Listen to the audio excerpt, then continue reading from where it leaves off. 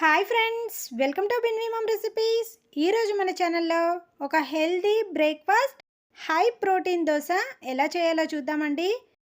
చాలా సింపుల్గా rice use చేయకుండా ఇంట్లో ఉన్న ఇంగ్రీడియంట్స్తోనే చేసుకోవచ్చండి. హెల్త్కి అయితే చాలా మంచిది.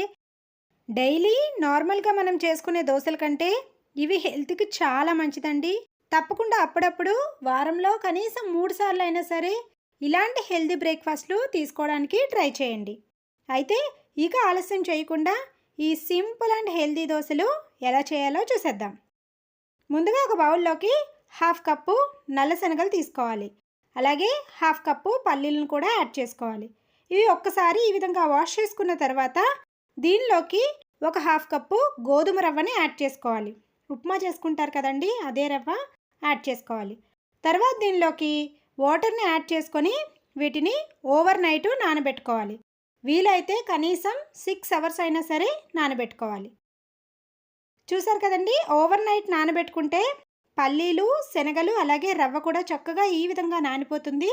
ఇలా నానిన తర్వాత ఈ వాటర్ని తీసేసుకొని మరొకసారి వాష్ చేసుకొని తీసుకోవాలి. చూసారు కదండి, ఈ విధంగా తీసుకున్న పల్లీలు, శనగలు అలాగే రవ్వని మిక్సీ జార్లోకి యాడ్ చేసుకోవాలి. తర్వాత దీనిలోకి రుచికి సరిపడా ఉప్పు అలాగే ఒక హాఫ్ స్పూన్ జీలకర్ర, కొద్దిగా వాటర్ని యాడ్ చేసుకొని బాగా మెత్తగా మిక్సీ పట్టుకోవాలి. చూసారు కదండి, ఈ విధంగా బాగా మెత్తగా మిక్సీ పట్టుకున్న దానిని ఒక మిక్సింగ్ బౌల్లోకి తీసుకోవాలి. అదేవిధంగా మిగిలిన శనగలు, పల్లీలను కూడా మిక్సీ పట్టుకొని తీసుకోవాలి. చూడండి, బ్యాటర్ కన్సిస్టెన్సీ అనేది వీడియోలో చూపించినట్టుగా ఈ విధంగా ఉండాలండి. బాగా పల్చుగా ఉండేలాగా చూసుకోండి. ఇప్పుడు దోశలు వేయడం కోసం స్టవ్ పైన పెనం పెట్టుకొని కొద్దిగా ఆయిల్ని వేసుకోవాలి. తర్వాత ఈ ఆయిల్ని ఒక టిష్యూ పేపర్తో కానీ లేదంటే ఆనియన్తో కానీ ఈ విధంగా ప్యాన్ మొత్తం స్ప్రెడ్ చేసుకోవాలి.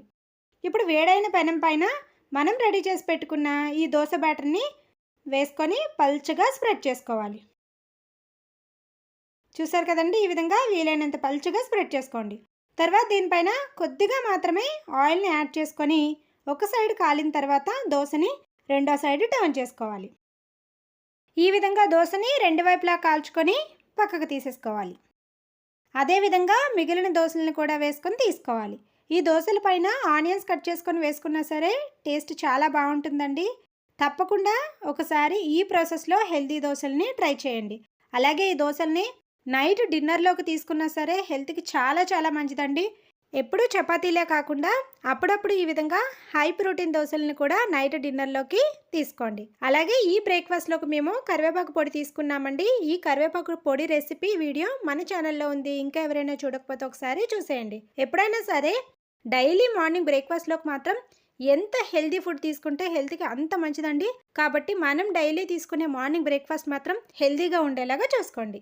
ఇలాంటి మరెన్నో హెల్దీ రెసిపీస్ కోసం subscribe our channel. Thank you for watching.